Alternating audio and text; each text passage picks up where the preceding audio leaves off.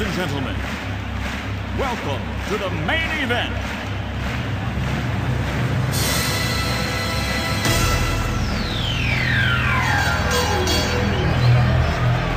Let's get ready to rumble!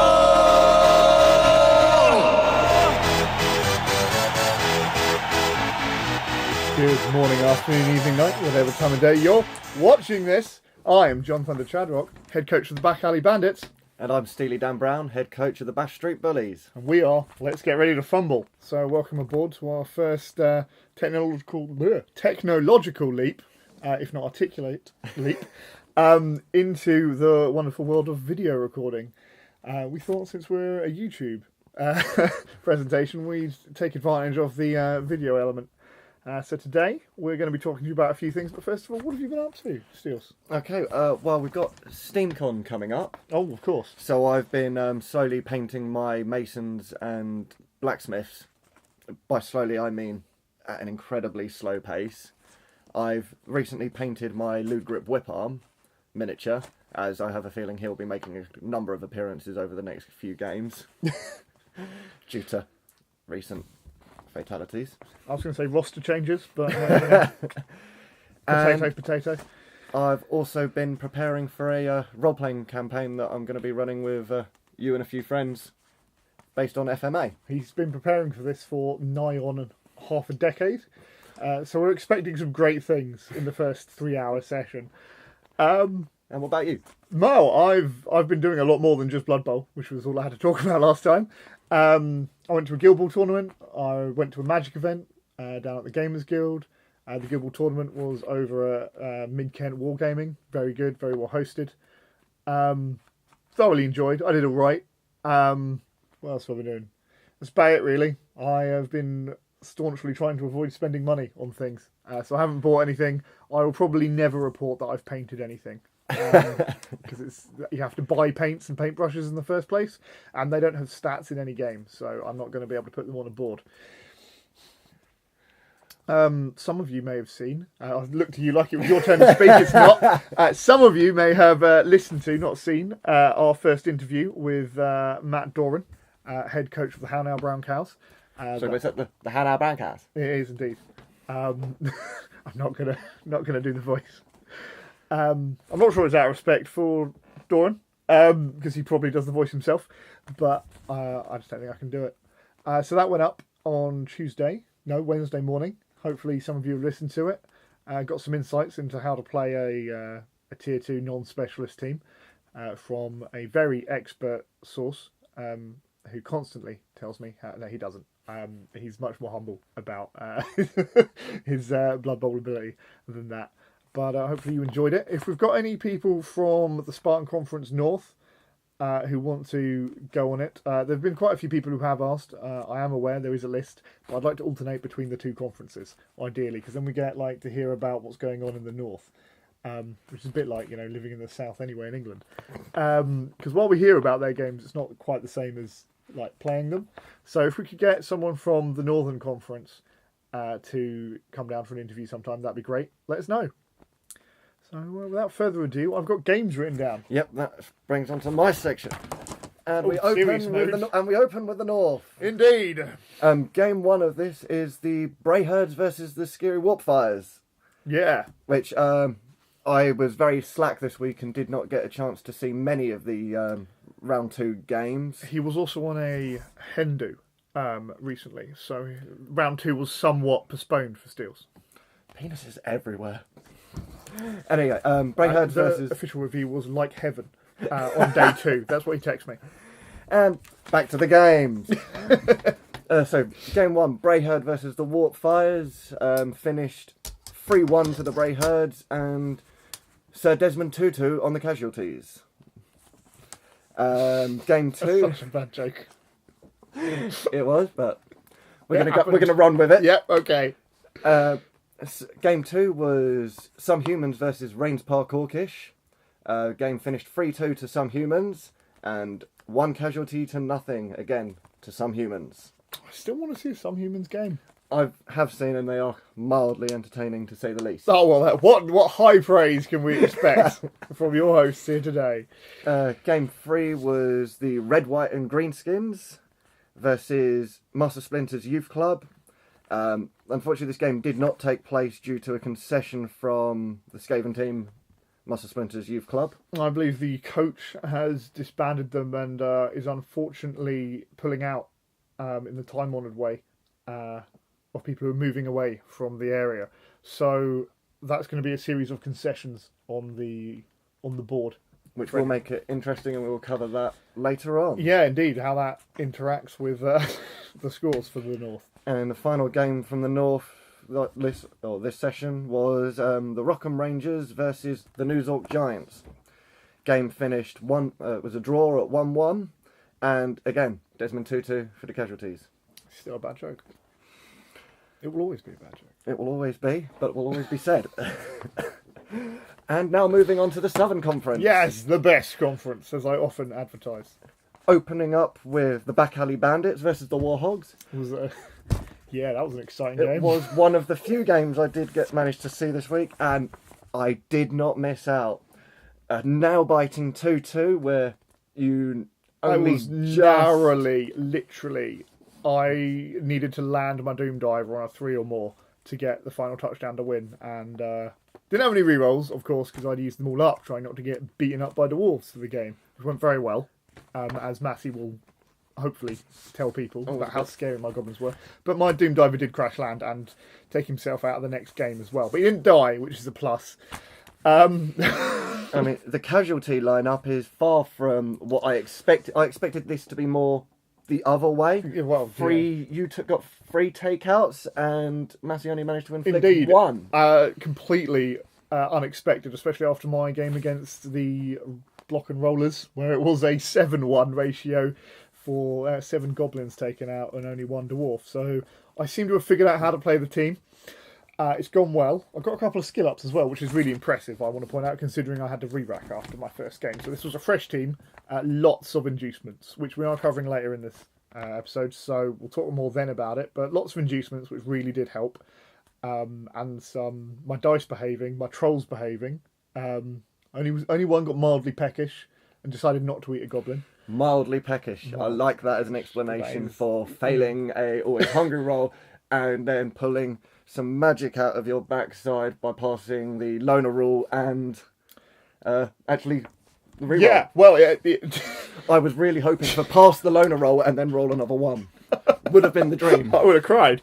Well, probably not at that stage because it was my first one. But yeah, my dice behaved, my trolls behaved mostly, and I got I got the high numbers when I needed them, namely against Dwarven armour.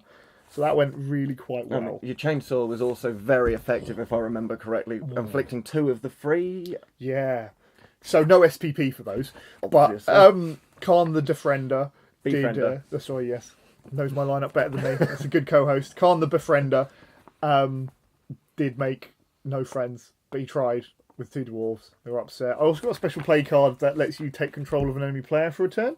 I was going to save it for his Death Roller when it came on. Then the Troll Slayer was... Yeah, I couldn't keep it in my pants. It came out early, and the Troll Slayer went and knocked out one of his mates, which was perfect, freeing up my troll to actually make a throw. So it went really well. I've got the 2 skill ups, which I'll mention briefly now. One on my Doom Diver, because he got 2 touchdowns, because he's the only player on my team who really sees the other side of the pitch, and usually from above. Yeah, I gave him Pro, because I rolled a double, and with literally every skill available to me, there is a lot of competition there. But late in the game, when I need to be making those landings, say turn 8, and I could win a 2-2 draw against the reigning champions with a 3-2 win, if you don't have a reroll, Pro's a 50-50 chance to get that reroll. And it works on, like, you get to do it every turn, or once every turn. So I thought that was a valid choice for the Doom Diver, especially because I can pick up dodge on a normal skill up if he survives that long. And then one of my trolls, Matty had the worst luck with his uphill dice rolls. Both times he did it. He was like, I'm going to roll 2 dice. Oh, here's a skull. I'll just use a reroll. Oh, I've rolled a skull. Which one was like? Oh, I'll take the skull. Thanks, John. And my troll managed to hit back one of his linemen and take him off the pitch. So and he got MVP. I believe only one of his Dauntlesses came off when he was going for the uphill dice against your trolls. I think so. Yeah, it was not a good game. It was not a good first half for Matthew. It got heavy.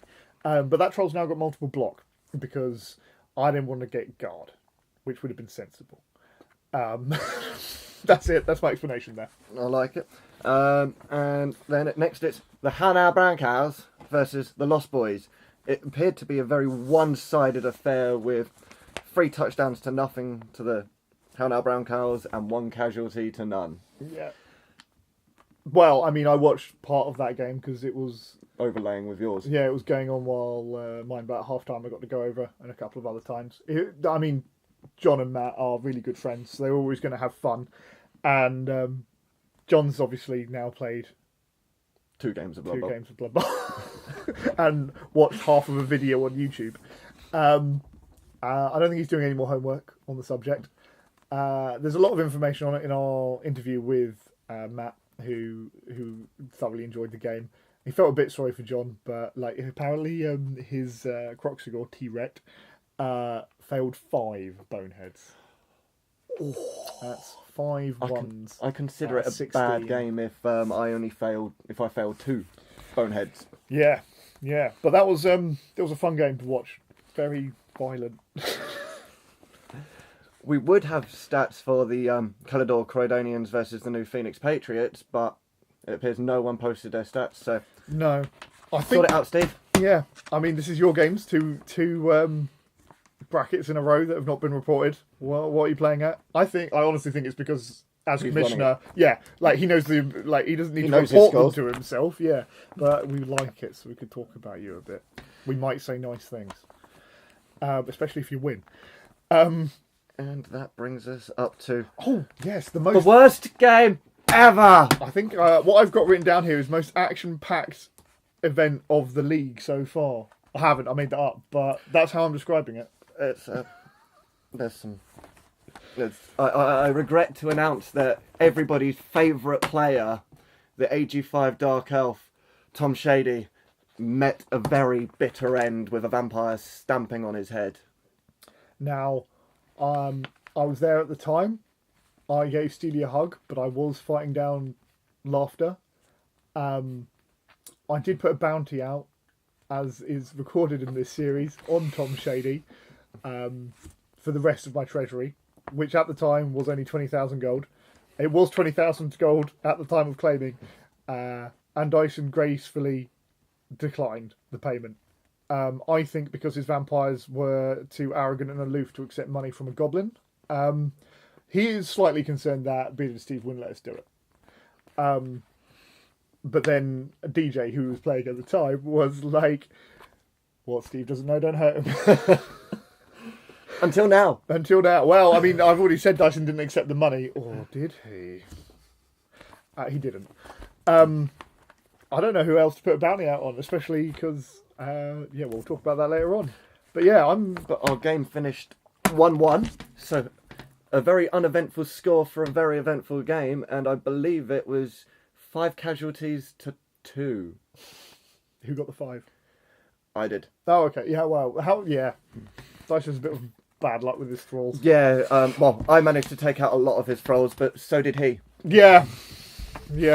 I mean, hopefully I can get a picture up behind us for this of his most recent casualty box for his league game.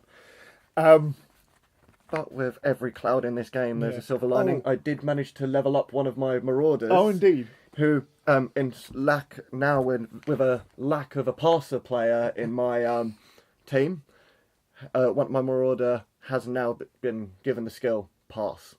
So he's got like a fake elf with like. I have Elf Junior. Does it fill any of the hole in your heart? Not yet. Has he taken Tom Shady's locker in the locker room? Oh no. There was a memorial earlier last week for Tom Shady, and the Bash Street Bullies owners and chairmans and everything like that have decided to retire the number 5 jersey. So, Steve, my roster numbers now go up to 17. Number 5 shall never be worn again. There was also a small party held by the back alley bandits. So you not interfere. Dice getting 2 for free. Yeah, man, I feel a little bit bad, but at the same time, I've still got to play you, so I don't. It was how ambivalent everyone else was in the room. They were like, yes, he's gone. Oh no, I'm so sorry. It's just, I also like the casual way dice rolled the dice, sorry. Yeah, so he picked them up, he went, through the armour. Oh, that's an injury, and almost as soon as they hit the table, he went, he's dead, and then they didn't move, and they stayed on. D6 dead. Are you not going to use your apothecary, Dad? No, I don't have one. I mean, like I said, can't mock you because I only discovered at the end of my game with Massey, nor do I. I do now. Do you have an apothecary now? No, I still don't, and I can't afford one. Well, which brings us now mainly on to our inducement section of the... This is the money you get given for playing better teams. And I have to say, really helped me in the game with Massey. Literally couldn't have won without them. But, yeah. Otherwise, I wouldn't have played the game. I would have just forfeit. What's the point in having my team steamrolled by the reigning champions if I'm not given some incentive? And, incentives worked. So let's go through them, shall we? What's available? I know Johnny Chill was interested in hearing about what we thought about inducements and what inducements were available. He did ask for it last episode, but we didn't do it because we wanted to do a whole section because there's quite a lot to talk about. First and foremost, I'm going to note here that due to the Spartan Cup rules, we are limited on what inducements we can take. So you can't have wizards, which really annoyed me for a long time, until I learned how to use star players. And there are no infamous or famous coaching staff allowed. And that also includes wandering cheerleaders and things like that. Sometimes. Indeed. But we can get a few things. So let's start off with probably the most common inducement bought. Bloodweiser Babes. Indeed, because they are at 50k. They just give you a +1 to see if a knocked out player comes back on the pitch. And if you get 2 of them for 100k, which is the cost of most of the other inducements, then it's a 2-up to get people back on the pitch, which is... always handy. Yeah. Coming back on a 5-up. I mean, I did it against Hannah. I had 2. Coming back on a 5-up? No, I've gone the wrong way. On a 2-up. Yeah. In my game against Block and Rollers, didn't help at all. I just religiously rolled 1s to see if they'd come back. But never mind, it's in theory, like it's a dice game. Hell, if they're not back on the pitch, they can't get more seriously hurt. So wow, I mean, can't lose players if they're not on the pitch. Well, I've got players to lose. Then we've got the what's swiftly going to be a more popular inducement purchase, I think, after the shining example of Steely here. If you don't have one, get one. A wandering apothecary. So they cost twice as much as it does to roster an apothecary. They're 100k, which I've misinformed a couple of people of because that's changed. Apologies there. And they do stack. You can have up to 2 apothecaries on your team, but you can only have 1 on your roster. So if you don't have an apothecary on your roster and you've got 200k going, you can get 2 wandering apothecaries, which I would advise against. Because we were discussing it before the show in a very professional manner. You only have 1 emergency a game, really. If you have a second, then... shit happens. Yeah. I mean, I'm looking at Steely here because he's had 1 emergency a game and not been able to deal with it. That's the annoying thing. I haven't been able to buy an apothecary because I'm constantly fighting the fires. He's the better team as well, so you don't get the inducements. No. Yeah, so it's useful, but if you've already got a wandering apothecary... Sorry, if you've already got a normal apothecary... Only if you're facing against a big bash team will I consider it. Although I didn't do that against the Warhogs. I literally went in without any... Because I thought, in fairness, I went in without a wandering because I didn't think I had... because I thought I had a regular apothecary on my roster. If I had realised I didn't, then I probably would have got a wandering apothecary just to save my Doom Diver when he crash landed. Fortunately, the Doom Diver only... had a minor issue and was missing his next game. So you wouldn't have re-rolled that because the risk of death is very real. Yeah, absolutely. I'm going to save my apothecary only for deaths. Or like the last injury of the game. So like if it's their turn 8 or half 2 and you've got, like that's it. You can. I still wouldn't because the risk of you take what you roll. The risk of rolling the dead is fine. It's 1 in 6 when you get there. Fair enough. But Wandering Apothecaries are kind of an emergency buy if you're behind and you, for some reason, don't have an apothecary in your team because you roster badly, like your two wonderful hosts here. Also, you say it's 1 in 6. I've made 2 injury rolls this campaign, and both of them have been deaths. I can only give you the statistics, Steely. I mean, lots of other people have rolled injury rolls and not got deaths, so overall it evens out, I'm sure. I'm sure. Next up, we have bribes. They are 100k, and they allow you, when one of your players is sent off for having a secret weapon or a foul has been spotted by the ref, you get a dice roll on a 2 or more. It's ignored, and they get to stay on the pitch, or that sent off is ignored. They get the secret weapon gets to come back for the next drive. After that drive, you have to do it again or have another bribe. Which I could see being very beneficial for dwarf or goblin teams, but in my personal experience, I don't tend to foul that often. The important thing for and goblin, I don't have any secret weapons to get sent off unless I roster Helmet Wolf. Yeah. Which, I mean, I don't think is a good idea. But, again, for goblins, they're also only 50k as a special rule to make us feel slightly better about the fact half our players get sent off at half-time for having secret weapons. Illegal. Performance enhancing. Illegal by some. Yeah. Illegal in some areas of Blood Bowl leagues. But yeah, bribes, generally, I would steer against unless you know you're going to be fouling.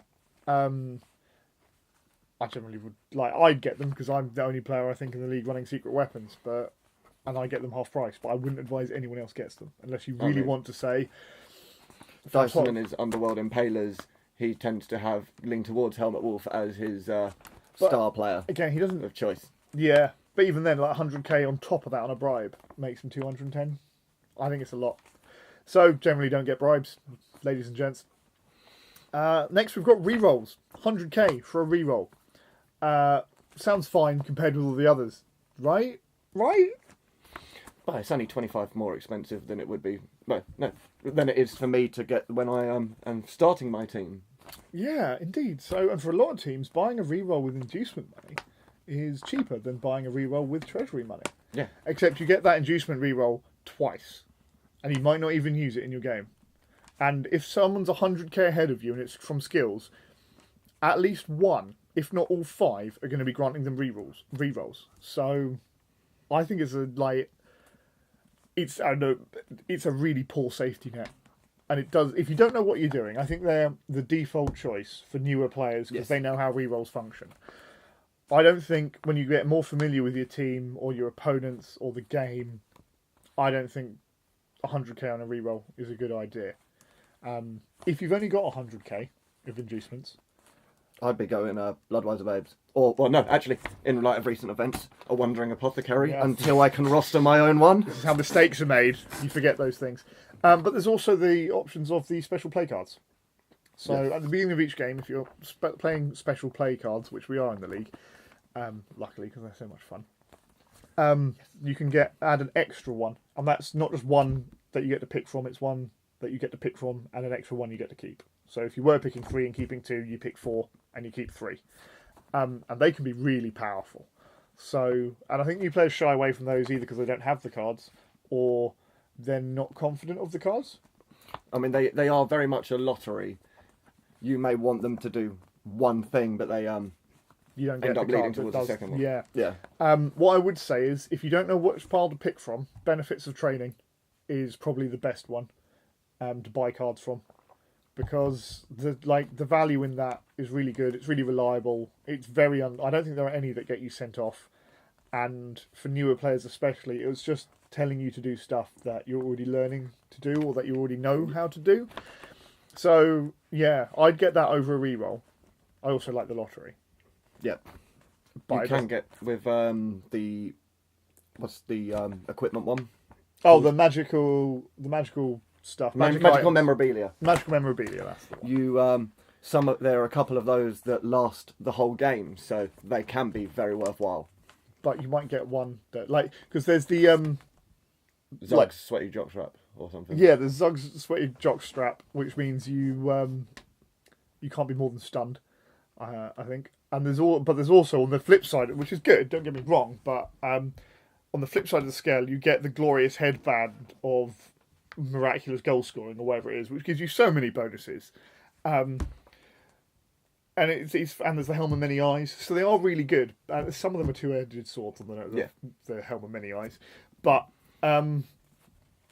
yeah, you can get them, but they really steer you down one path, and you have to try to use them. Otherwise, you've lost the 100,000. Well, lost. It's inducement money. You weren't going to get it anyway. But if you're really not sure and you don't want to take much of a risk, I think Benefits of Training is the safe pack to pick from. Then next you've got Journeyman or Mercenaries to plug up those gaps in your roster against, or to have yourself reserves if you're likely to get hurt a lot. Indeed.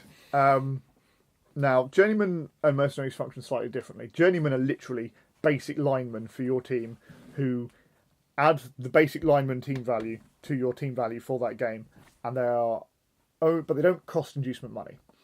They just add to your team value for that game. You can only get them if you cannot field 11 players on the pitch to begin with, so they make up your numbers for you. I know they also serve a very good purpose of being the ones you can take a risk with.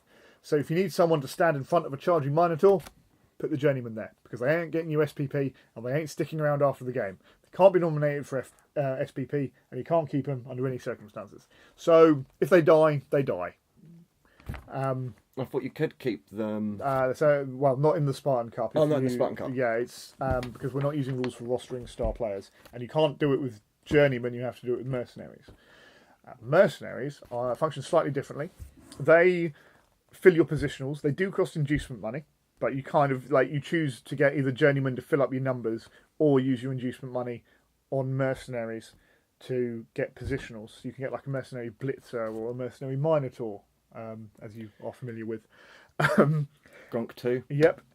They cost the same amount as a positional plus an additional 30,000, and then you can pay 50,000 to give them a skill. So the cost of 30,000 extra for a basic lineman.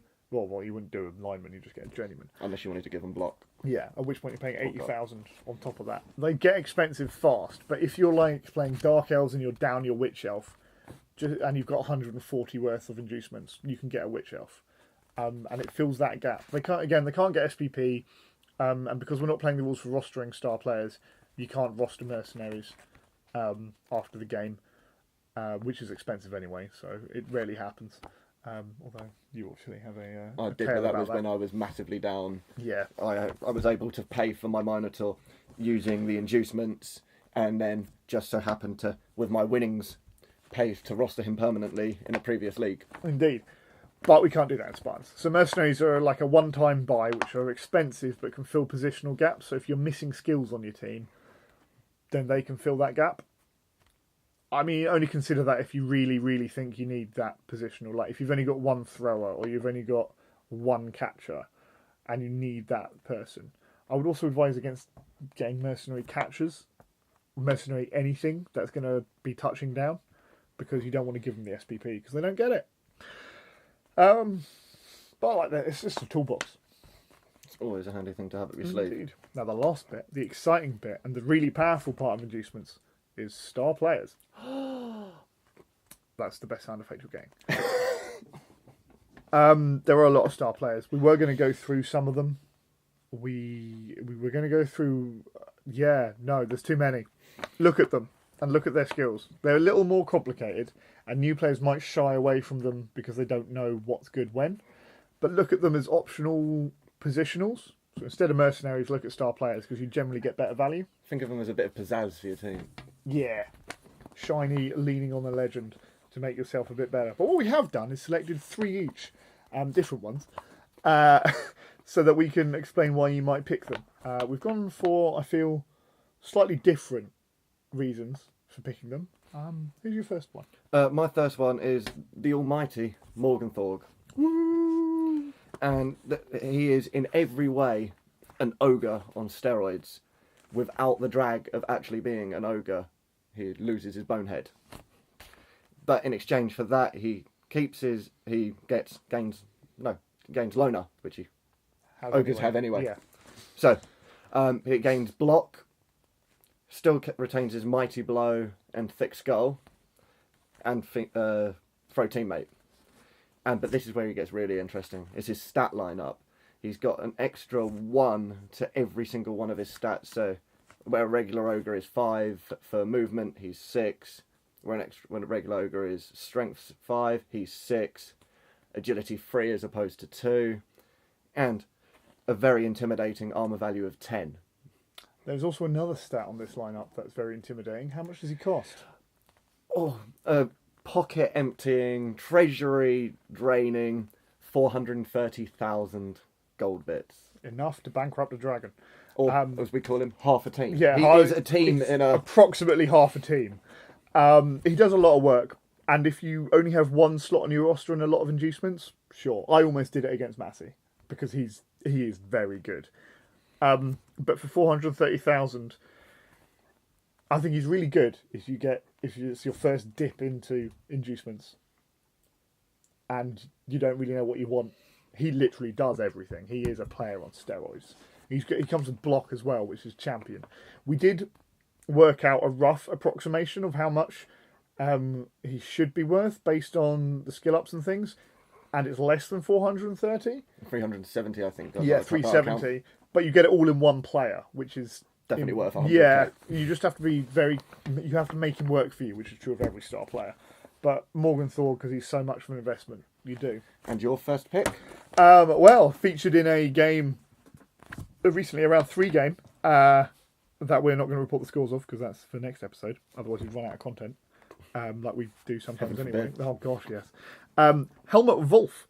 He is he's a chainsaw player. Morgan Thor can play for any team. Apart from Khemri. And Undead. Any living team. Helmut Wolf has a limited selection, but the teams he can go for are Amazons, humans, Chaos Renegades, specifically not Chaos Chosen, human, lizard men, Norse, vampire, and Slann teams are, if they ever get released, they're an option. Well, they were last time, so we're hoping that it sticks that around. He is, stats-wise, he's pretty average. 6'3", 3'8". Skills-wise, he has the chainsaw, which comes with secret weapon, so he's around for a drive. He has loner, as all star players do, but he's also got stand firm, which is important, because while stopping a push seems a bit null and void to begin with, it means you can't shove Helmut Wolf with his chainsaw away from you, so he doesn't have to blitz to make use of it. He can move one turn and then hit you with his chainsaw the next. He's forcing you to dodge out, Indeed. Which is making a roll. Indeed, so it's strategically viable. And with armor 8, he's tough enough. Well, he's not, because he's got a chainsaw. Because chainsaws hit the person that's holding him if you knock him down. But you don't really want to risk it, because if you get both down, then the chainsaw hits both of you. It's and he's only there for a drive, because he's a secret weapon. So the player using him can be a bit cavalier. And you actually get him for the low cost of 110,000, which is not much. You said earlier. 110,000 for 8 drive. Powerful. If he was a permanent player, definitely worth a lot more. Yeah, but he's 110k for a single drive. If it's a scoring drive, I'll take that. I'd spend that any time. Yeah, especially if you're playing it on a team that doesn't look to make fast touchdowns, or if you're defending, and you want to make it a long drive, or you're playing dwarves, or you're playing a chaos team that doesn't have a throw teammate, or isn't looking particularly football-y. If you think it's going to go for 6 or 8 turns, do it. Put him down. Chainsaws do work. That's about all I have to say for him. He's got a wide selection of teams, and it's not really alignment based. It seems to be people who can recruit humans. That's the theme. Oh, and lizard men. Don't know about that one. He's the slut of the. This says Morgan Thorg. He just doesn't like dead people. Yeah. Fine then. Second person. Next one is a star player who's going to be seeing a lot of table time with me when I face against stronger teams, and that will be Ludgrip Whiparm. He's just out and out passer for any chaos or Nurgle, any chaos team, I believe. Yeah. He comes with pass, strong arm, tentacles to keep people at bay, and sure hands. Oh, and obviously loner. Yeah. I mean, his stats are fairly vanilla. 6 free, and then quite an impressive 9 on the armour value to protect him. And all for the low cost of 150k. Which isn't really much considering the skills you're getting on a fairly durable platform. So he's going to be around all game unless people really try to hit him. He's very reliable at passing stuff. If you need a passing slot in your thing, he is the man to go for. He does, get a lot of work, and he's good because as a passer, sure, he's denying your team the 1 SPP for the pass, but I think I would have preferred an AG up as opposed to a armour up, but that's just me now being really he's got a picky strong arm. It's essentially all you're using him for. So, the other thing is, like when he does the pass, he gives it obviously to one of your players unless it's intercepted, but that player then gets the SPP for the touchdown. Whereas a lot of star players tend to want to be the all-star, and you're sapped SPP for that, and so your players don't improve, which isn't as good. But that guy, I'd recommend him. He's 150 is not much either, is it? No, it's I think he's one of the cheaper star players. And your next guy is another player that's going to be seeing a lot of play. Surprisingly, because who can Lid Grip? Oh, you said Chaos Teams. So my character is Migs. Madcap Migs, who can only play for Goblins or Underworld Denizens, of which we've only got one team that fulfills those. Me.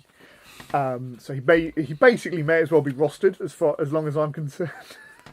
He costs 170,000, so he's quite expensive, but he's also, importantly for a Goblin, A, not a secret weapon, so he sticks around all game, and B, surprisingly durable. So he has break tackle, claws, leap, loner, no hands, very long legs, and wild animal. So he does have a downside, but he doesn't lose his tackle zones.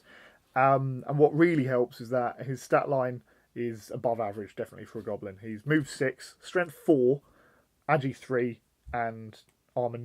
That's not a 9, that's an 8. Armor 8. Which, I mean, it makes him fairly durable. The strength 4 means he's hard to block. And he's great for jumping in all over the show with very long legs. So, like, agility 3 is a bit of a misnomer. Again, like with strong arm, what I want him to be doing with agility, he's doing with very long legs. And you've got break tackle to make the dodge rolls. Claw should make short work of Goblin armor. He didn't kill anyone. He did stun quite a few people, though, against Massey. Between leap and break tackle, he's really manoeuvrable. So if anyone ever plays Goblins or Underworld Denizens and is stuck for like a mid-range filler for their inducements, Migs is great. Migs is fantastic. That's all I have to say. Okay, my final player is Griff Oberwald, a player who I will seldom see play, considering that he's not eligible to play for my team.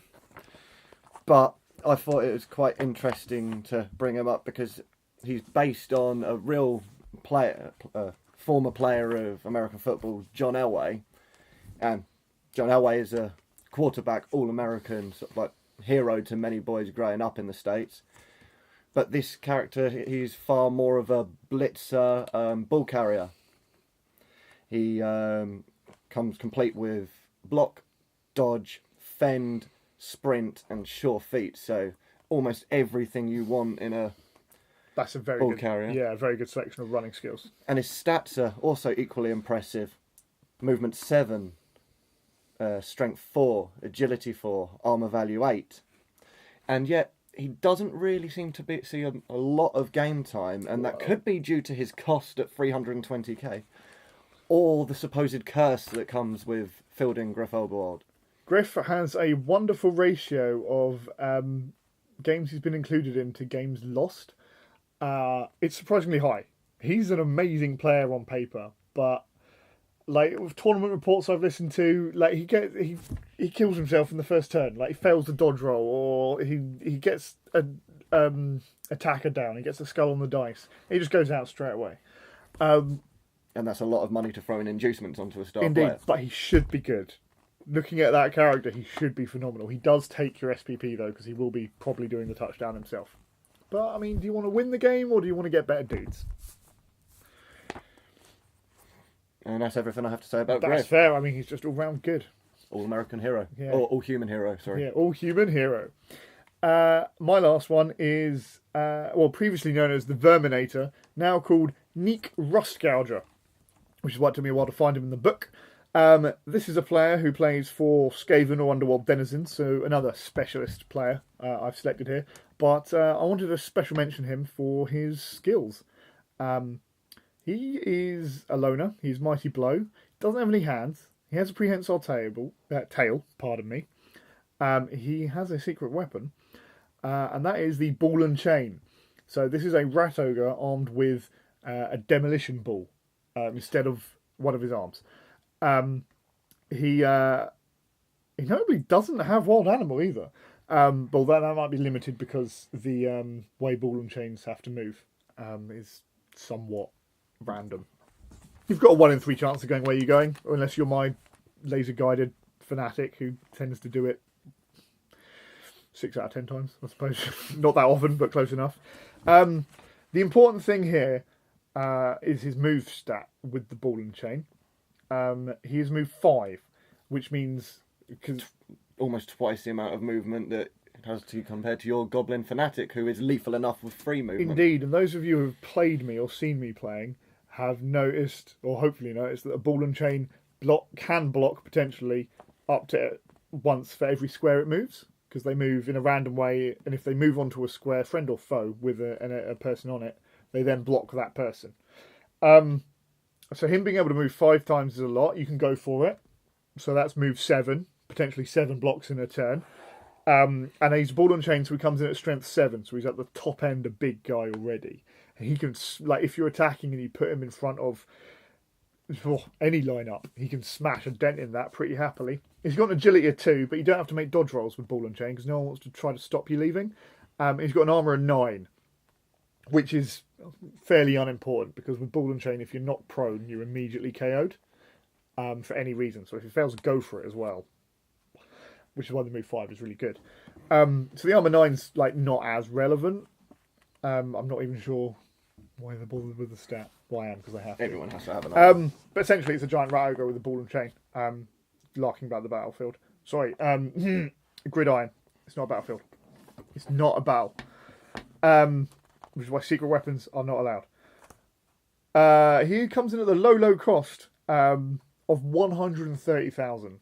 Again, a 1-drive hero, but yeah, but he's a fantastic devastation. The devastation he could leave behind on the gridiron. I mean, if you talk to Steely, talk to Massey, hopefully, talk to anybody who plays me, they will attest to the destruction of my fanatic, who's roughly 50% as fast, and therefore roughly 50% as effective as him. Yeah, how much carnage he can put out. You can manage my big guys with. Yeah, absolutely. And at the worst case, like you end up just pushing people out of formation, which can clear away. And with some sensible movement, you can just leave him in a space where people are not going to be able to, like, you force dodge rolls and things. It's good. So there we go. That's the end of my fairly violent and secret weapon themed list of star players. And that's the end of our inducement section. Indeed. So we hope that was helpful for you all. If you've got any questions about inducements in particular, let us know when we ask for questions, because that's when we'd like to hear about your questions. Next section. Skills. General skills, specifically. So we did promise that we were going to be doing a section, a more in-depth section on skills as we went forwards with this. So that's what we're doing now. Starting with general skills, because they're the most applicable. Yes.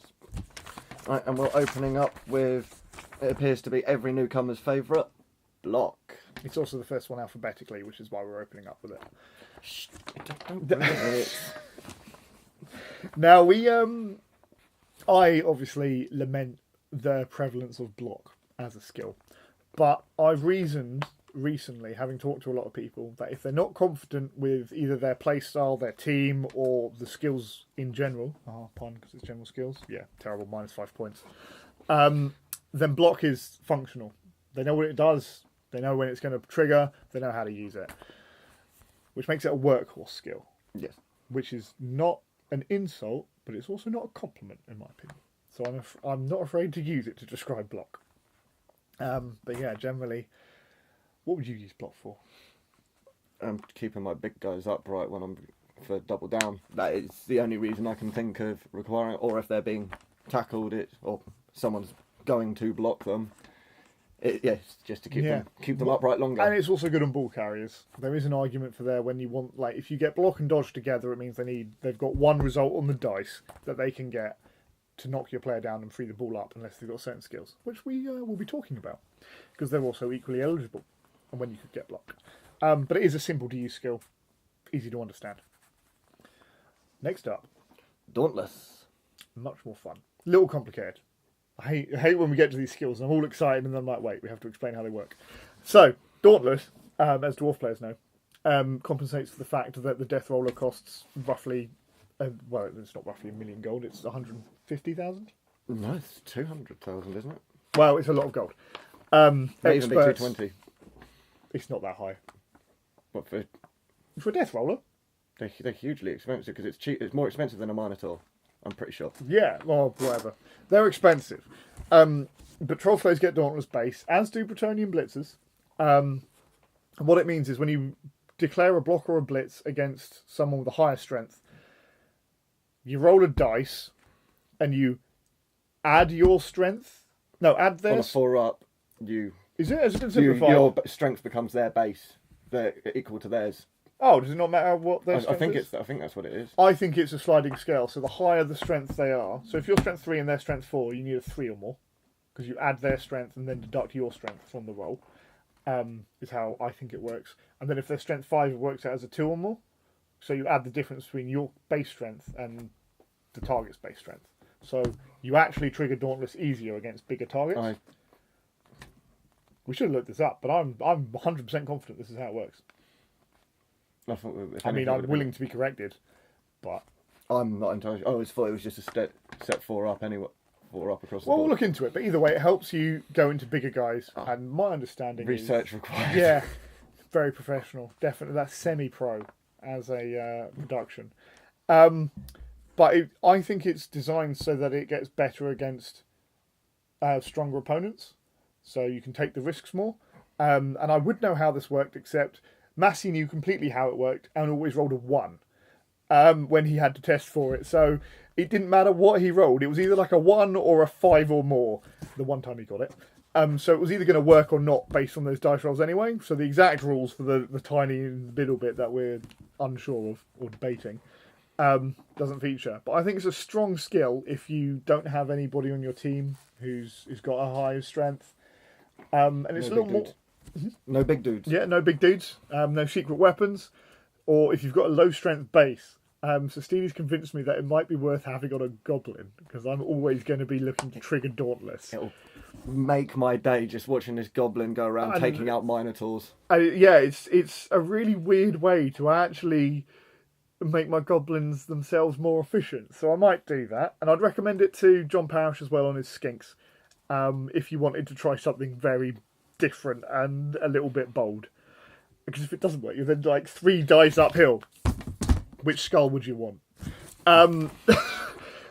So yeah, that's Dauntless.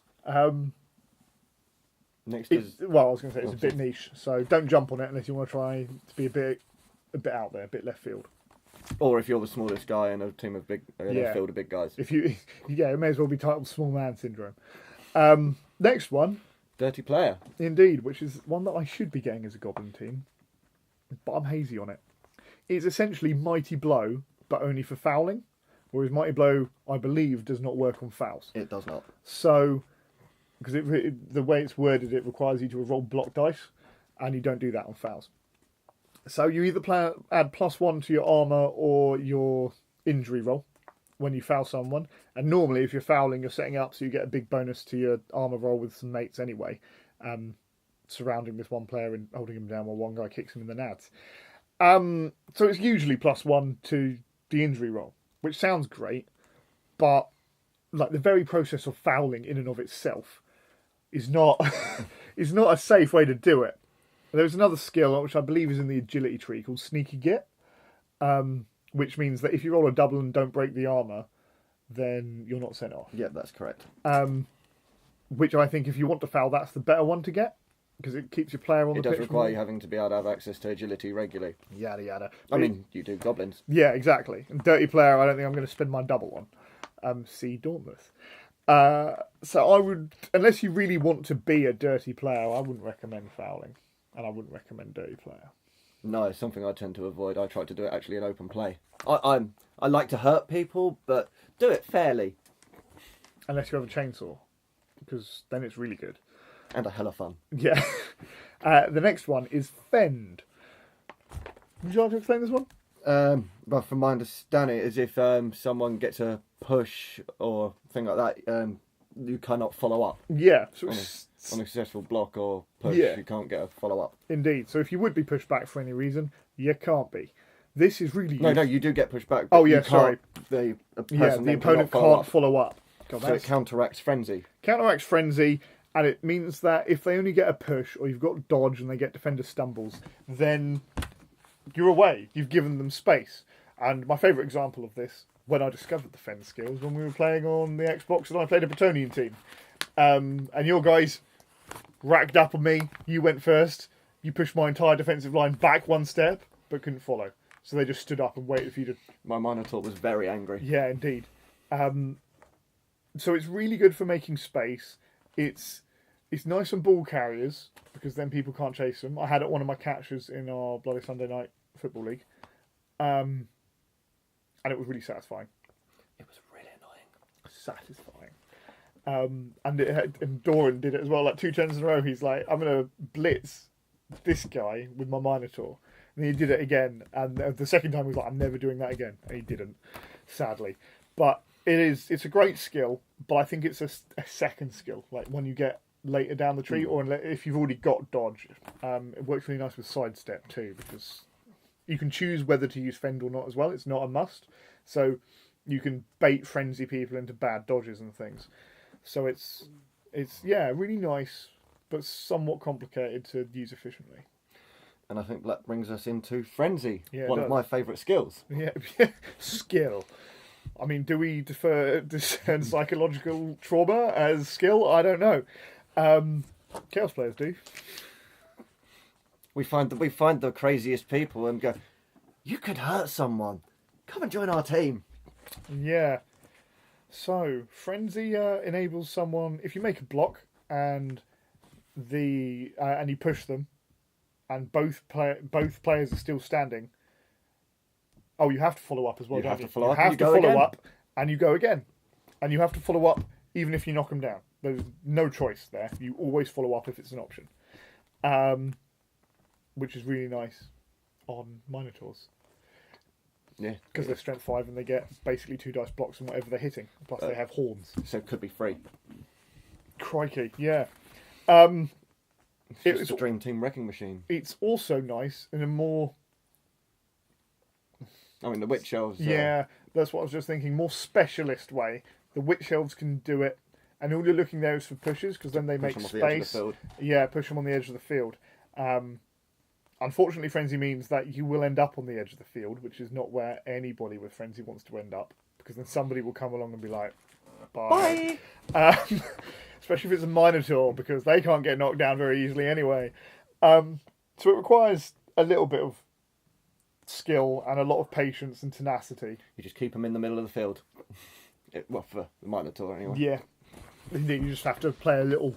Oddly, you have to play reserve with a skill called Frenzy, otherwise it gets out of you hand. can get massively overextended with it, which is the downside. Yeah, and then Oh, surrounded. and if you do have it on someone with a regular amount of strength and you've got all your friends lined up to give you bonuses to get you a 2 dice block, and then you get the push and you push them away, but the friends are no longer a thing. You then have to make this block eat at the new strength of the surrounding thing, so you could then get pushed into where they're getting the assists and you're now doing a 2, maybe even 3 dice uphill block. And this is how I kill Minotaurs. But, I mean, unless you want to do something with Frenzy, like Fend, just don't pick it, unfortunately. I think it's a really good skill, it's a lot of fun, and if you want to learn how to use it, just pick it and see what happens. Just do it. Yeah, Nike. Then there's Kick, which I like. It It's very simple. As long as the player with kick's on the field, they are assumed to be doing your kicking, and so the scatter is significantly reduced on where it kicks. Now this only happens like whenever you kick, but it means you can take lots of risks where you kick it, and I love that. Or I would do if I was playing my elves. As my goblins, I've taken to your tactic of just chucking it on the other side of the board, which Massey found hilarious. And I had to explain, I'm not doing this because you had a terrible first half. I'm doing this because that's how the way we do it. So yeah, with kick, you roll the scatter dice as normal, but on a 1, it doesn't scatter at all. On a 2 to 3, it scatters 1 place. On a 4 to 5, it scatters 2, and on a 6, it will scatter 3. So you can do some really janky kicks and get it in those difficult to reach areas when you're kicking off. Corner of the end zone. The ideal place. That's about it, really. Yep. I mean, again, not a first skill, but it's quite nice for football teams who want to like forestall an enemy's offensive drive. It's good for advanced for players that are well levelled up in the game. This could be handy when you can start going for the more situational skills as opposed to. Or if you've got another player who's got like a move up, or is a gutter runner, or a dark elf runner. You can have just a lineman with kick, which is what I did in my elf team. Because then you get the kick benefit, and this other player can take advantage of it. So if it's all the way in their end zone, I've got an extra turn almost to go and get the ball, if things go well. So it's one that you get for your team, and there are a couple of skills like that will cover. But kick is one of them, for sure.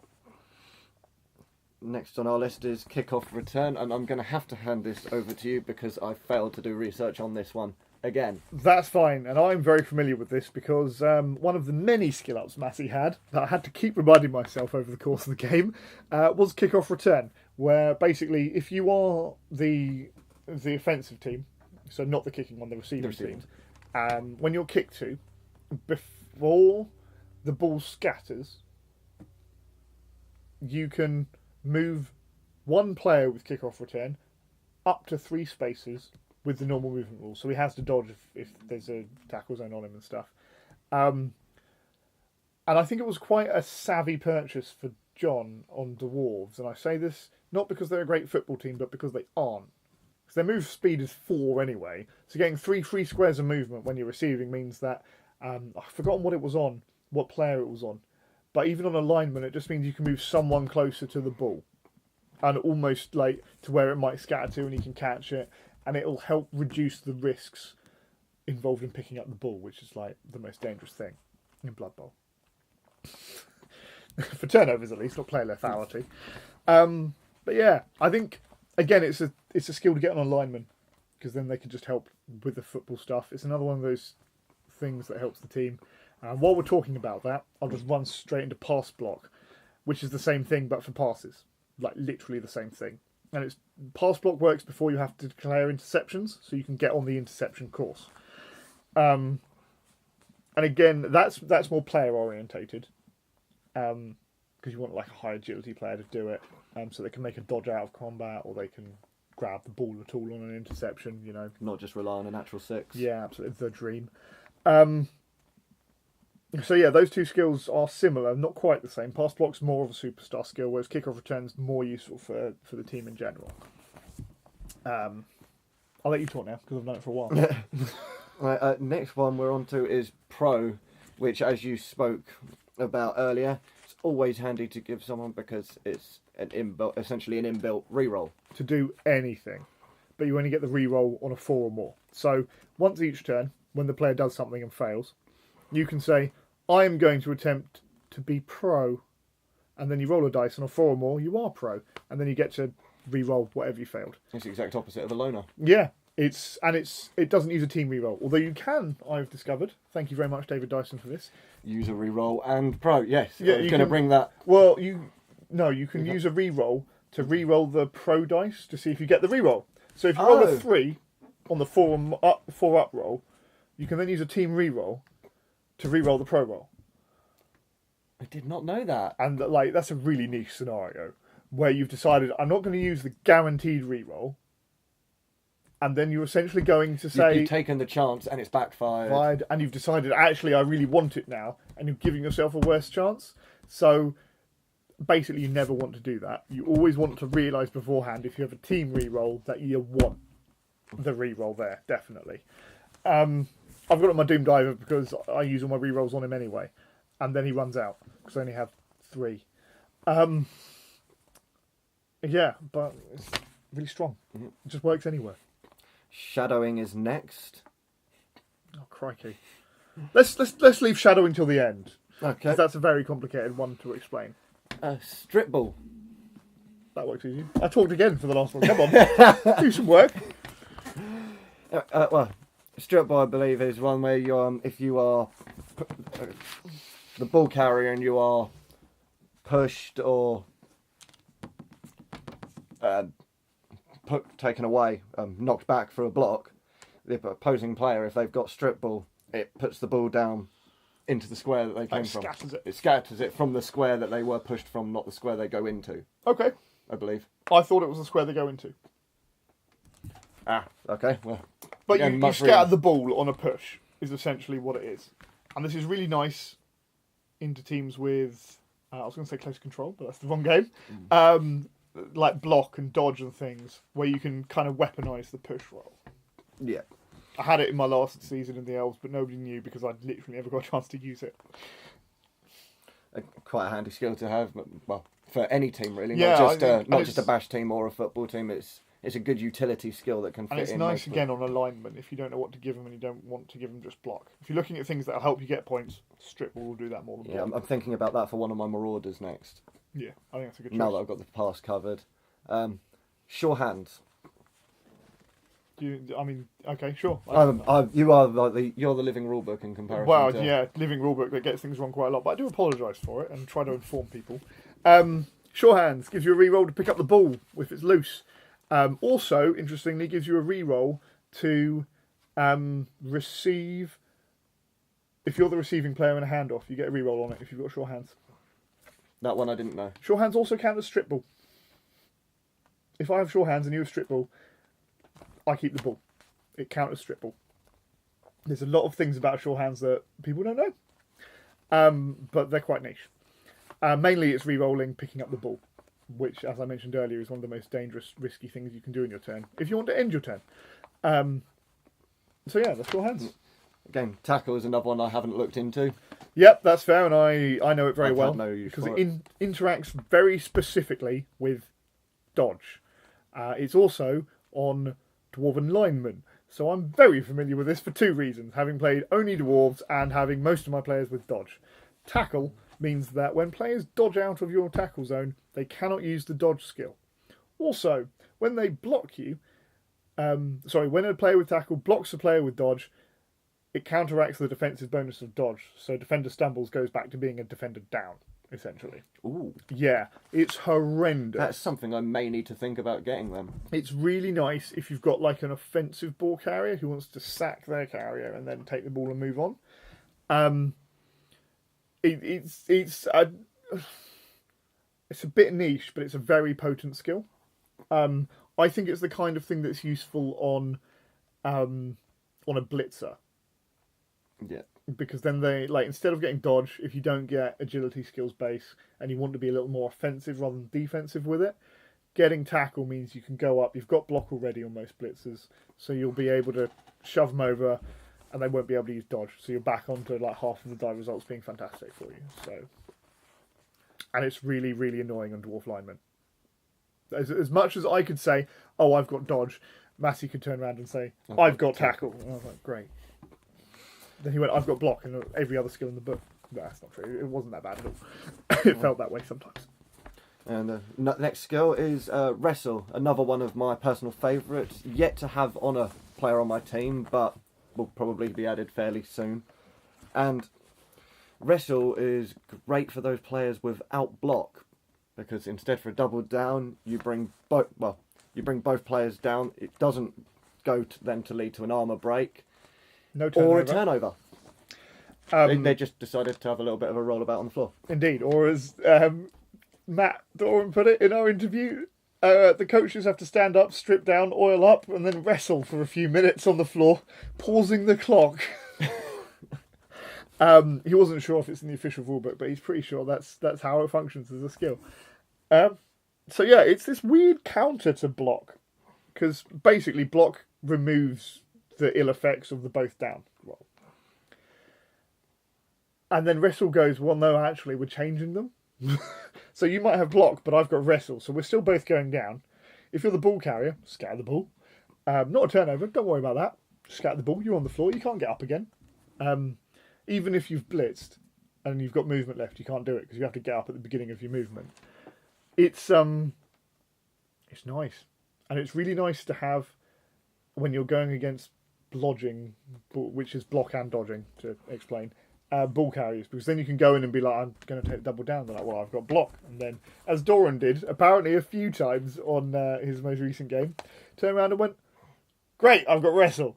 And because he played, I know I'm talking about the third bracket games, but he played the South London Blades. South London Blades. And he said it came up a few times there. It comes up anytime someone wants to use a blitzer to hold a ball. It's great. It's fun. It's a bit dumb. It would have been quite handy against you in our first league where your Witch Elf was becoming a very handy blitzer. Yeah. I don't have a Witch Elf on my Elf Union team. Oh Christ, no! You had a blitzer. It was practice. Oh yeah, the practice. The practice when you were running your Dark Elf team as a Dark Elf team, as opposed to yeah, indeed. And I had wrestle on my Witch Elf in the Frantic game. Yes, you did. Because I thought I'd try it. I wasn't very good. She really got punched anyway because she was running around. But the downside is it opens you up for fouling. So if I'm doing it defensively and Steely hits me, we both go down and I wrestle, someone else can come up and foul me because it's not a turnover. Or if I don't have block, then I get an armor roll anyway and he might be sent off for the foul. I think it's a valid option instead of block, and due to the prevalence of block, the more people who have block, the stronger wrestle gets, basically. Yeah. And if you're in the Southern League and you haven't played the Dwarf players... I haven't. It's good. By 7 or 8 then, I'm going to... 7 and 8. Exactly. And that's why Matt picked it up, because he hasn't played the Dwarf players yet. Fortunately, it's going to have very little effect on me, but hey, that's just the benefit of having a rubbish team. They're not rubbish. Please don't tell them I said that. And back to shadowing. Yeah, shadowing. So this is a fun skill which increases the likelihood of turnovers. So similar to Dauntless, it's an opposed statistics roll. So if I have shadowing and Steely says, well, I've got the ball and I want to go and score, I'm like, that's fine. Take a dodge roll. He dodges out. He's fine. I go, shadowing. I roll 2 dice. I add my agility and deduct your agility. If the score is 7 or more, I then get a free movement without a dodge roll required into the space you've just vacated. And suddenly we're together again, like best friends. Means dodge. So then they have to dodge again, and then you can shadow again. So you can shadow against a player until you fail to shadow that player. But then if Steely's mate is standing next to me and says, well, I don't want to be next to you either, and he dodges out, I can then shadow that player because it's a new case of shadowing a player and I haven't failed a shadowing roll. And because it makes them roll more dice, they're more likely to get a turnover. It's fun, difficult to use, and the other option for it is if Steely turns around and goes, I've got a mate next to you already, I'm going to blitz, punches me, shadowing does nothing, and then he legs it. So, like... It takes a little bit of skill to use, but it can be very powerful against against stunty teams because we all have dodge and we rely on that a bit. And if you're soaking that reroll, we don't have a high agility. It's just a lie. We have stunty. Yeah, it's quite good, and it's nice against elf teams who might not want to be fighting you, especially if you're like a blitzer. So you can stay on that runner who's trying to get away from you. So you've got block and you've got dodge. You're not a very tasty person to punch. Oddly really good on Minotaurs. What happens if you fail a... Oh, nothing. Shadowing? I just don't move. It's not like a no dodge roll. That's the other thing. There's no real bad side to it, except you might end up deep in enemy territory and in a terrible place. But hey, we all take risks. It's Blood Bowl. But I've just thought, yeah, getting it like a... If you get that agility up on the Minotaur that I keep talking about, and then give him shadowing, so he's agility 3 with shadowing, it's a better than half chance, because 7 or more allows you to succeed. So 7 or more on 2 dice, you follow them as a Minotaur, and you get free movement. What craziness is this? So yeah, it's fun, it's different. but you have to know what you want to do with it. You have to make it work for you. Right, That's it. that's it for the skills. Well, that was our skills corner. We have a lot of corners. We've got at least 2. So coaches corner, skills corner. I'll come up with catchy names another time. Maybe they'll appear in animation. We'll see. And now we're on to round 3 games. Indeed. I'll remember to move cameras this time. Take it away. I've been doing an awful lot of talking. So for the South, we've got the Block and Rollers versus the New Phoenix Patriots. Maybe we'll get some results down from. I will talk to Hannah and get them. It'll be fine. Lost Boys versus the Calador Croydonians. Indeed, and I think this is like the game John's been waiting for, because the Calador Croydonians are not a bashy team, so he's got an advantage there. His Skinks are still fairly good at football. They moved 8. They have dodge. But they do have stunty. They do have stunty, indeed. But the Elves are not going to be as willing to risk blocks. And I think the coach is a newer player as well. I believe so. Not quite as new as I watched half a YouTube video, John Parrish, but fairly new. So it might be a more balanced game than the 2 games he's had so far, which were well, Johnny is playing a new team and he hasn't played for a while, but he was clearly quite an experienced Blood Bowl player. Yes. Well, he's got his second and third edition stuff there. Yeah, absolutely. Although so does John. So that by itself means nothing. But and then he was playing Hannah, who's less experienced than I think Johnny was, but more familiar with the new rules. More familiar with the new. No, he didn't have Hannah at all. What am I talking about? He had Doran, because we talked about that game earlier. Yeah. Who was more familiar with his team, a bit more familiar with. Well, it's not hard to be more familiar with the rules than John, but yeah, it also had a more developed team, so it was always going to be a bit of a rough punch, that one.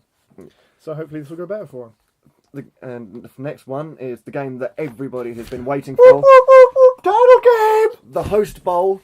With only one winner. And which will be decided by dice. I'm not going to... Wait, a game decided by dice? I know. Yeah. 2 teams walk in, 2 teams will probably walk out, at least in part. It's not the Thunderdome. Some of my players will die. This game will be commencing shortly after we finish recording. Well, depending on time. Yeah, We'll see.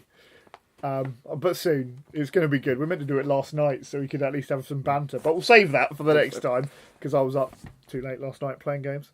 Other games. God, I have such a terrible life. Finally, we've got the How Now Brown Cows versus the South London Blades. 2 teams that I can't stop saying enough. No. How Now Brown Cows, South London Blades. Did you watch the game? It hasn't happened yet. Will you watch the game? If it's... Yes. Yeah, it has happened yet. Oh, it has happened. Then.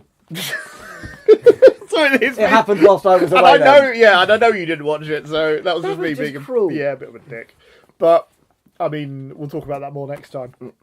Sorry you missed it, basically. From the north, we've got would have the Brayherds versus the Master Splinter Youth Club, but the catchily named MSYC have dropped out, or so we believe. If we've been misinformed, then please correct us. Some Humans versus the Red, White, Green Skins. Indeed. The Underworld Impalers versus Rockham Rangers. And Range Park Orcish versus the Skewy Walk Fires. I can read my own handwriting. Yeah, so Games we're looking forward to. Title fight, obviously. Yeah, it's going to be great. Won't talk to each other for a day afterwards, probably, especially if my practice games against Steely are anything to go by. This just in. Steely has told me that if he loses one of his big guys, he may well be re-racking. So that's probably the goal of my game. I think the last thing we want to really say about the week 3 games is which ones we really want to see. Yeah.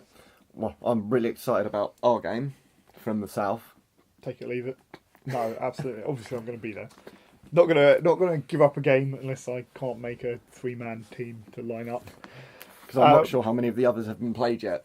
A few, not many. I mean, unfortunately, I know you said you want to see the How Now Brown Cow South London Blades play. It was good game, lads. Won't talk about it too much. But it was enjoyable to watch. And the Brayherds won't be playing. Andy's already rolled, again, a really high number for his concession gold. Does that mean Minotaur is making an appearance? It does mean Minotaur is... Spoilers! Minotaur is making an appearance there. Yeah, I think that's... My pick for the North then is going to be the Rains Park Orcish versus the Scary Warpfires, because I am yet to see the Skaven team in action. That's fair enough. I think I want to see John's game again, because I just love watching him play. Sorry, what I really love is watching him getting annoyed when things don't work, because I'm a really good person. I want to see... I only get to pick one. Why can't some humans play Underworld and Palers? Like, I want to see those two teams play every bracket, but they don't at the moment. One week they will do, and you'll probably miss it. Oh. It's going to happen, sadly. I'm going to say I want to see the Sun Humans versus the Red, White and Greenskins, because I want to see Dan play. I love Dan. He's great. Advertisement for Dan now, I guess. I'm not really selling him, unless I can make a profit off that, Dan. We'll talk about it. But yeah, I love his approach to games. I really enjoy seeing him play games. So I want to see that, and it'll give me a chance to see an Orc team in action. I mean, I vaguely know what an Orc team would be like. It's like a taller, greener, less blocked up dwarf team. But I still want to see it. And I've seen a lot of the Underworld and Palers, so not in a bad way. I want to see more, but if I had to pick one, it would be some humans. And we did forget to mention that the bye game this week is the Warhogs versus the News Orc Giants. I want to see that too. Because, for all I was celebrating about making John, and I was celebrating John after the game on the way home, I didn't put any music on specifically, but I was definitely playing some in my head. It may have been classical, may have been Ode to Joy. I would have been singing it had I actually made that touchdown. Yeah, I want to see that game because it's going to be the game where the two miss next game dwarves. I've got two dwarves to miss next game and he's going into his bye. What a wasted effort. My poor chainsaw. Khan is disappointed in the league standings, but it's happening. So I want to see how tough it is for John to go in, because I know he's got one spare player. I don't think he's got two, unless he buys another one. Which he was talking about doing after your game. Yeah, I don't know if he did, though. But if he doesn't, I think it's a terrible idea, but spoilers, helping the current reigning champion. It's not really help from the Goblin Chief. But if he doesn't, then he's going to have to put his Death Roller out with the starting 11. So that'll be there very quickly. So it's going to be a difficult game for John, even though he's quite far ahead, especially because it's going to be another game where his opponent gets 500,000 or more in inducements. Which is an incredible amount. It's like I got 2-star players and some other stuff for what I did. I'll talk about star players quickly. I did take Migs. I also took Ripper, who's a troll who doesn't suffer from either hunger or stupidity. He's also got strength 6. He was like a great piece and very keen on winning. So again, though he only plays for Goblin teams, Underworld Vermin, he might play for Orcs. I think he does Orc as well. But he's quite limited. So Orc players, maybe consider him. But yeah, as far as the News Orc Giants goes, I think they've got quite a selection of people they can pick up as well. And they've already got like however many ogres Barry's got on his team. I want to see them play, so I really want to see that game. Now we're finally on to questions from listeners. Indeed. Or viewers now. You've been side-graded. Upgrade yourselves if you like. We're not going to pay you any more or at all for watching. What's more of nothing? Well, anything is more than nothing. That's how maths works. That came out completely wrong. Maths is hard, especially if you're a Blood Bowl coach. Right, so we've got 3 coaches that have come in with at time questions. Of before we had to cut off for recording. And so I'll open up with the questions from John Massey. Chad, are you after your game against the Warhogs, are you confident you can go further than you first expected? Yeah, I'm going to win. I didn't win the game against Warhogs. I might have lost my first game, but I'm now going to win. We worked it out that initially I said to Steely when we were discussing it before recording that I was like, not that much more confident. And then I did predict my standings on the league based on the fact I would win all my other games. So I think it has buoyed my confidence, yes. And thank you for the compliment in there that you put on the post. I appreciate it. Yeah, I feel I can do better than I initially expected. Better than I initially expected is basically netting out on draws. So I'm going to draw everything except one game where I'll win. But that means I have to win 2 games because I've lost 1. I reckon I can do that. Will I beat Dan? Yes. Will I make him re-rack? Yes. That's what chainsaws are for. Another one from John is, how do I feel after 2 key deaths? That's how does Steely feel, not How John. do I feel? No one's died on John's team. I wasn't quite that successful. And sadly. I'm not going to lie, it's been a couple of rough weeks. I've only just got out of the stage where I can get out of bed not hugging and openly weeping my pillow. Weeping your pillow, literally. Hugging and weeping and hugging my pillow is what I was meant to say. Well, maths, English, it's all hard when you're a Blood Bowl coach. But I'm now looking forward to try and get enough in my team treasury so that I can replace these players and afford the much needed apothecary. I'm looking forward. Do you have an apothecary for our game? No. Ace. Oh, should also note that I didn't have one when I played John, so I have picked one up. I don't know if I mentioned that earlier, but maybe. Oh, my star player, my Doom Diver, is missing this game, so Steely can't counter-assassinate him. He's happy about that because he might not win, but I've got plenty of other goblins to throw. Like a team. Yeah, but they're not as reliable. I don't care. They're more expendable. Another one from John is, if he was to pick a new team, who would we recommend? I personally would go for Amazons. Their easy access to block and dodge is quite. Yeah, they've got. I think they have 2 blitzing slots, and their entire team comes with dodge. But they are strength 3, so they don't, and they're not stunty, which is its own benefit and negative, depending on how you look at it. But the strength 3 means that it's harder to get the 2 dice on them. You have to put some effort into it. They've got access to a huge array of skills, and unlike the dwarf team, a fairly reliable passing game available to them. Yeah, they've got good positionals for passing because they have like catcher and thrower analogies. They're like Jaguar warriors and serpent warriors because it's all thematic and cool. And I'm being sarcastic, but it is cool. But yes, they have like the specialist players that dwarves kind of lack, who go deeper into the role rather than like the runner, who's your all-purpose thrower, catcher, touchdown runner. So I think that's a fair point. Who do you recommend? This piece isn't pre-prepared at all. We didn't discuss it beforehand. We're doing it completely improvised.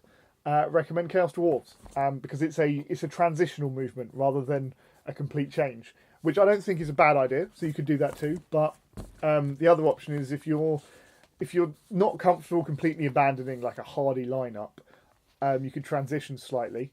There are a couple of things you could do this to, but I recommend Chaos Dwarves, and not just because they're dwarves as well. The lineup I'd recommend specifically is the one I'm going to take into the next league when my Chaos Dwarves turn up. Is 1 Minotaur, 2 Centaurs, 4 Dwarf Blockers, and 4 Hobgoblins. Hobgoblins don't suffer from actually being goblins; they're just rubbish linemen. But that's not a bad thing. You also have the 4 Dwarves who form like a defensive line. They can be pretty. You know how dwarves work. They're just dwarf linemen. But they do their job and you can depend on them and you know how to use them and what you want to use them for. Unlike Steely, I haven't recommended anything as soft or pandering as positional skills. I suggested the Minotaur because I know how you like to punch things. And I've suggested the Centaurs because I know how you like to punch things. Also, the Centaurs are secret touchdown engines. They only move 6, but they've got sprint and sure feet. So they can go for it in another space and they get a free inbuilt reroll once per turn on going for it. So they're quite good, and they're strength 4, so if you get the ball on them, armor 9, so they're tough. They're not going to be knocked down that easy. People are going to have to work for it. It's a different kind of football team. It's more of a rugby than a running game. But I think you might enjoy them. So there's my selection. Should point out, neither of those teams has currently released Games Workshop plastic teams, so you'll have to go to a third party, which will be roughly twice as expensive. Next one is, should there be a time limit next season? Now, this probably results from me taking 10 minutes to take my first action in our game. But there was a lot of things I had to work out. Top of the list was, how do I use goblins? I think I figured it out over the course of the game. But when I initially came into the league, because I know in our league, the Bloody Sunday Night one, I was pushing for a turn limit in the second season if we had one. Or not a turn limit, rather, but you know what I mean, a time limit on each turn. I purposely picked goblins because there wasn't a time limit. Because I knew I was going to have to learn a whole new team, and it was going to be a really difficult team to learn to use. Do I think there should be a time limit on each turn? I'm going with... I want to say it depends. I'm also going depends, but mine depends on how many new players we're going to have interested in playing, how many returning teams we've got, because a point you made beforehand was, like you said, when you were playing John, you were going, okay, what does this dwarf do? What does this dwarf have? So you were constantly asking these questions that takes time. And in fairness to Matty, he had infinite patience with me. I think there was a time when I asked 3 times in a row what the same dwarf did. But it was different plans each time, so like it didn't change, but it felt like it did. So yeah, I think we did talk about this, and time limits are a thing that are like a staple in Blood Bowl, especially if you go to like NAF tournaments, any tournaments. You could put one on, but it would have to be somewhat generous if you've got a lot of new players, or even like new teams. It depends on the matchup. So like Steely and I, when we play, our turns are probably going to be quite quick, because we know what we're doing because we've had a lot of practice games. But someone who's new to the team playing like Amazons, or someone new like playing a human team going into an experienced player who's got Amazons, they should be taking more time. So I think it depends on the format of the league next season, and it depends on how many new players we've got. Yes, that's where I stand on that. And what do we think of the new undead team? Oh, yeah. Well, you go first. You're more into hobbying. I think it's a very pretty team, but I was a little disheartened when the fact that about half the team are duplicates of the thing. It doesn't appear to have that much customizability. It's just the same poses for same roles. Like, it's a Games Workshop team, isn't it? Yes. Yeah, so all the Games Workshop boxes, which are very well priced, I have to say. Not just for Games Workshop, who aren't like charging you your left limb of your choice for a box of half a team. Which is their normal pricing standard, I'm pretty sure. I looked on like the Business Trader website, because that's a website. But yeah, we all know Games Workshop are expensive. But the Blood Bowl miniatures, like you get for 18 or 20 quid, you get a team and it's ready to go. It's great. You don't get the you don't get ability to adjust and go for the... Yeah, that's... Like, so you only get, was it 1 or 2 Black Orcs in a Black Orc team? You get 2 Black Orcs, you get 2 Blitzers, you get their other positionals. That's it. You don't get the Troll either. And on the humans, again, you don't get all the models to fill them out. Or the Ogre. And in the team boxes, you don't get all the models to fill them out. So that's the price you pay by having them at a fairly affordable box. The other thing is like you've mentioned, the poses aren't they're set. The models are built, and they are really nice models, I have to say. Although I'm not like a big model fan, they are really nice models, and they're quite easy to put together. Except if you buy the Elf box, which was hell on earth, and about 6 hours of me swearing in front of Archer.